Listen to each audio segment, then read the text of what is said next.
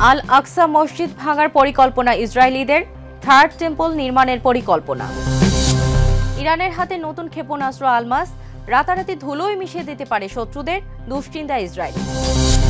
ইরানের বিরুদ্ধে গভীর ষড়যন্ত্র, দেশটির পরমাণু কেন্দ্রে হামলার ছক আমেরিকা ইসরায়েলের। ইসরায়েলের শর্ত মানতে নারাজ ফিলিস্তিনি, তেল আবিবের শর্ত প্রত্যাখ্যান ফিলিস্তিনি স্বাধীনতাকামী সংগঠনের।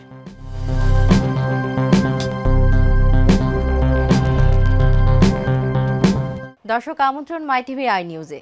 এতক্ষণ দেখছিলেন শিরোনাম, সাথে আছি আমি সওদা ইসলাম। শাইনি চুলে এখন হবে সব হেয়ারস্টাইল। সিল্কোর দ্বিগুণ শাইনি চুল প্রতিদিন। মুসলিমদের তৃতীয় পবিত্র স্থান আল আকসা মসজিদ ভেঙে সেখানে ইহুদি মন্দির স্থাপনের পরিকল্পনা করছে দখলদার ইসরায়েল। হিব্রু ভাষার বিভিন্ন প্ল্যাটফর্মে এ নিয়ে আলোচনা চালাচ্ছে তারা। এর পরিপ্রেক্ষিতে সতর্কতা জারি করেছে ফিলিস্তিনের পররাষ্ট্র ও প্রবাসী মন্ত্রণালয়। এদিকে যুদ্ধ বন্ধে পূর্ণাঙ্গ চুক্তির আলোচনা চায় ফিলিস্তিনি স্বাধীনতাকামী সংগঠন। বিস্তারিত রিপোর্টে। মুসলিমদের তৃতীয় পবিত্র স্থান আল আকসা মসজিদ ভাঙার পরিকল্পনা করছে বর্বর ইসরায়েল। নৃশংসতার চরম মাত্রায় পৌঁছে এই দখলদার বাহিনী সেখানে নির্মাণ করতে চান থার্ড টেম্পল। আন্তর্জাতিক অঙ্গনে ঝড় উঠেছে। ঠিক কতটা বিকৃত মানসিকতার হলে একজন দেশনায়ক ও তার প্রশাসন বিশ্বকে তোয়াক্কা না করে চালিয়ে যেতে পারে নৃশংস হামলা ও একের পর এক অন্যায় অবিচার। দখলদার ইসরায়েলি বসতি স্থাপনকারীরা মুসলিমদের তৃতীয় পবিত্র স্থান আল আকসা মসজিদ ধ্বংস করে সেখানে থার্ড টেম্পল নির্মাণের পরিকল্পনা করছে। হিব্রু ভাষার বিভিন্ন প্ল্যাটফর্মে এই পরিকল্পনা নিয়ে আলোচনা চলছে বলে জানিয়েছেন ফিলিস্তিনের পররাষ্ট্র ও প্রবাসী মন্ত্রণালয়। এক্সে প্রকাশিত এক বিবৃতিতে তারা জাতিসংঘ ও আন্তর্জাতিক সম্প্রদায়কে এই বিষয়ে দ্রুত ও কার্যকর পদক্ষেপ নেওয়ার আহ্বান জানিয়েছেন। বিবৃতিতে বলা হয়, জেরুজালেমের ধর্মীয় স্থানে এই পরিকল্পনা একটি পদ্ধতিগত উস্কানি। তারা সতর্ক করে বলেছে, এই ধরনের তৎপরতা আন্তর্জাতিক আইন লঙ্ঘন করে এবং ইসরায়েলি নিরাপত্তা বাহিনীর সহায়তায় এই অবৈধ স্থাপনাকারীরা প্রায়ই আল আকসায় অনুপ্রবেশ করে প্রার্থনা করে। জেরুজালেমের স্থিতি অবস্থা অনুযায়ী আল আকসা প্রাঙ্গণে অমুসলিমরা প্রার্থনা করতে পারবে না। এদিকে গাজায় ইসরায়েলের টানা বিমান হামলায় অন্তত শতাধিক মানুষ নিহত হয়েছে এবং বহু মানুষ আহত হয়েছেন বলে জানিয়েছে গাজার স্বাস্থ্য মন্ত্রণালয়। গাজায় সাম্প্রতিক হামলার দিন ছিল খ্রিস্টানদের ধর্মীয় অনুষ্ঠান গুড ফ্রাইডে। এই দিনে গাজার খ্রিস্টানরা সীমিত পরিসরে ধর্মীয় আচার পালন করলেও যুদ্ধের কারণে অনেকেই ঘরবাড়ি ধ্বংস হয়ে যাওয়ায় উৎসবে উপস্থিত হতে পারেনি। অন্যদিকে গাজা যুদ্ধ ও জিম্মি ইস্যুতে ইসরায়েলের সঙ্গে পূর্ণাঙ্গ চুক্তির আলোচনা চায় ফিলিস্তিনি স্বাধীনতাকামী সংগঠন। অন্তর্বর্তীকালীন যুদ্ধবিরতি প্রত্যাখ্যান করে সংগঠনটির নেতা খলিল আল হাইয়া বলেন, আংশিক চুক্তি নয় বরং পূর্ণাঙ্গ শান্তি চুক্তির মাধ্যমে যুদ্ধের অবসান, বন্দীদের মুক্তি এবং গাজা পুনর্গঠনের বিনিময়ে তারা বাকি জিম্মিদের মুক্তি দিতে প্রস্তুত। নাজমা, মাই টিভি। শত্রুকে নিঃশেষ করতে এবার ইরানের হাতে এসেছে নতুন এক ক্ষেপণাস্ত্র। নতুন প্রজন্মের এই ক্ষেপণাস্ত্রের নাম আলমাস। আলমাস নলস প্রযুক্তির সমন্বয়ে তৈরি একটি বিশেষ ভেরিয়েন্ট ক্ষেপণাস্ত্র। এটি কমপক্ষে 20 কিলোমিটার রেঞ্জে আঘাত হানতে পারে। শত্রুর স্বল্প পাল্লার আকাশ প্রতিরক্ষা ব্যবস্থাকে পাশ কাটিয়ে আক্রমণ করতে সক্ষম এই ক্ষেপণাস্ত্র। এই সিরিজের অগ্রগতিতে ইরানের প্রতিরক্ষা সক্ষমতা বেড়েছে বহুগুণ। বিস্তারিত রিপোর্টে। শত্রুর বুকে কাঁপুনি ধরিয়ে দিতে এবার ইরানের হাতে এসেছে আজব এক ক্ষেপণাস্ত্র, যা রাতারাতি ধুলোয় মিশিয়ে দিতে পারে ইসরায়েল সহ যে কোনো বড় ধরনের শত্রু দেশকে। কি সেই আজব ক্ষেপণাস্ত্র, কি বা সক্ষমতা রয়েছে তার? ইরাকের বাদ পার্টির শাসনামলে ইরাক ইরান যুদ্ধ শুরু হলে ইরানের প্রতিরক্ষা শিল্পের জন্য নতুন অধ্যায়ের সূচনা ঘটে। দীর্ঘ 8 বছর এই যুদ্ধে ইরান ট্যাঙ্ক বিধ্বংসী গাইডেড ক্ষেপণাস্ত্রের পর্যাপ্ত সরবরাহের ঘাটতিতে ভোগে। যুদ্ধ পরবর্তী সময় থেকে এই খাতে বিশেষ মনোযোগ দেওয়া শুরু করে দেশটি। সেই সময় ইরান তুফান নামের একটি ক্ষেপণাস্ত্র প্রকল্পকে আমেরিকান 2 ক্ষেপণাস্ত্রের আদলে রূপান্তর করে। তবে প্রাথমিক পর্যায়ে ট্যাঙ্ক বিধ্বংসী ক্ষেপণাস্ত্রগুলো ছিল ম্যানুয়াল গাইডেড। আধুনিক যুদ্ধ কৌশলে এটি ছিল বড় একটি সীমাবদ্ধতা। এই সীমাবদ্ধতা দূর করতে ইরান ফায়ার অ্যান্ড ফরগেট প্রযুক্তি নির্ভর ক্ষেপণাস্ত্র তৈরি শুরু করে। এই নতুন প্রজন্মের ক্ষেপণাস্ত্রের নাম দেওয়া হয় আলমাস। 2020 সালে ইরান এই ক্ষেপণাস্ত্রের অস্তিত্ব সর্বপ্রথম প্রকাশ্যে আনে। এটি আবাবিল 3 ড্রোন থেকে উৎক্ষেপণ করা হয়। আবাবিল 3 নিজেই একটি গজাল আকৃতির ক্ষেপণাস্ত্র ড্রোন, যা বাতাসে ভেসে থেকে নির্দিষ্ট লক্ষ্যে আঘাত হানতে সক্ষম। এটি কেবল ড্রোন নয়, হেলিকপ্টার, স্থলযান, এমনকি পদাতিক সৈন্যদের মাধ্যমে উৎক্ষেপণ করা যায়।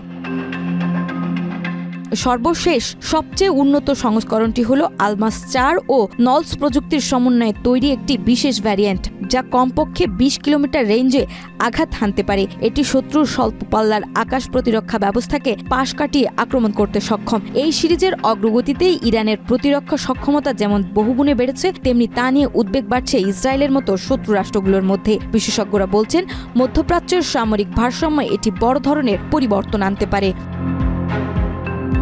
নাজমা, মাই টিভি। ইরানে ইসরায়েলি হামলার পরিকল্পনা ও প্রস্তুতি চলছে পুরোদমে। আমেরিকার 9টি বিমান ভর্তি করে ইসরায়েলে জড়ো করেছে শক্তিশালী বোমা। ইসরায়েলি গণমাধ্যমগুলো বলছে, আগামী মাস নাগাদই আয়াতুল্লাহ আলী খামেনির দেশটিতে হামলা চালাতে মহড়া ও প্রস্তুতি সম্পন্ন করেছে নেতানিয়াহুর বাহিনী। যুক্তরাষ্ট্রকে ছাড়াই নাকি ইরানে হামলা চালানো হবে। এমন পরিস্থিতিতে ইরানের সর্বোচ্চ নেতা আয়াতুল্লাহ আলী খামেনি নিজ বাহিনীকে সর্বোচ্চ প্রস্তুত থাকতে নির্দেশ দিয়েছেন। বিস্তারিত রিপোর্টে।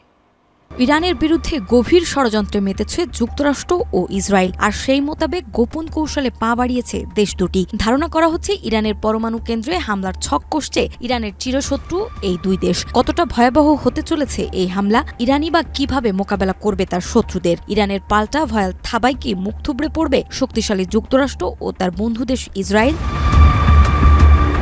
ইরানের বিরুদ্ধে বড় ধরনের হামলার পরিকল্পনা চলছে ইসরায়েল ও যুক্তরাষ্ট্রের সমন্বয়ে। এমনই ইঙ্গিত দিচ্ছে সাম্প্রতিক বেশ কিছু ঘটনা। মার্কিন যুক্তরাষ্ট্র থেকে আসা 9টি বিমান ইসরায়েলের নেভাতিম ঘাঁটিতে অবতরণ করেছে, যা ছিল বাংকার ধ্বংসকারী শক্তিশালী বোমা বোঝাই। এই বোমা বোঝাইয়ের প্রধান লক্ষ্য ইরানের মাটির নিচে অবস্থিত পরমাণু স্থাপনাগুলো ধ্বংস করা।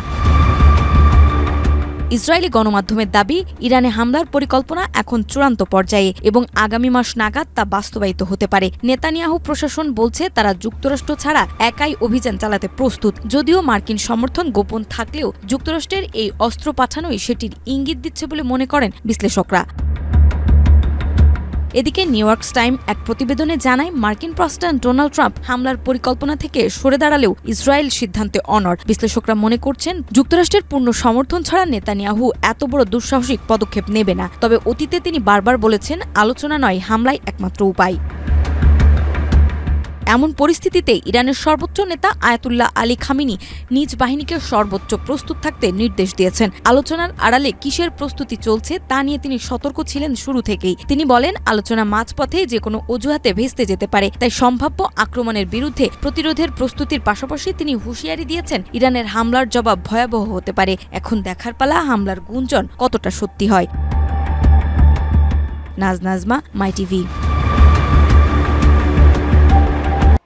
ইসরায়েলের সর্বশেষ যুদ্ধবিরতির প্রস্তাব অসম্ভব শর্তে ভরা উল্লেখ করে তা প্রত্যাখ্যান করেছে ফিলিস্তিনের স্বাধীনতাকামী সংগঠন। সংগঠনটি জানিয়েছে, গাজায় গণহত্যা বন্ধ ও সেনা প্রত্যাহারের নিশ্চয়তা ছাড়া তারা কোনো আংশিক চুক্তি মানবে না। ইসরায়েলের প্রস্তাবকে ফিলিস্তিনি অধিকার ও প্রতিরোধ আন্দোলনের বিপরীতমুখী হিসেবেও আখ্যা দিয়েছে। বিস্তারিত রিপোর্টে।